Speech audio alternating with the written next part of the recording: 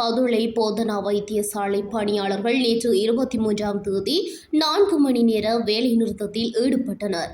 இந்த வேலைநிறுத்தம் வைத்தியசாலையில் மூடப்பட்டுள்ள உணவகத்தை மீளவும் திறத்தல் உட்பட 12 முக்கிய கோரிக்கைகள் தொடர்பாக முன்னெடுக்கப்பட்டது.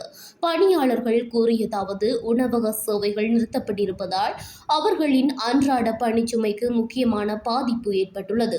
அத்தோடு பணிச்சூழல் வசதிகள், அடிப்படை உபகரணங்கள் பற்றாக்குறை மற்றும் நிர்வாகம் தொடர்பான பிரச்சினைகள் போன்ற அத்தியாவசிய விடயங்களுக்கும் தீர்வு கேட்கப்பட்டது. இந்நிலையில் பணியாளர்கள் மற்றும் நிர்வாகத்திடையே இந்த பிரச்சினைகள் குறித்து விரைவில் பேச்சுவார்த்தை நடத்தப்படும் என எதிர்பார்க்கப்படுகின்றது.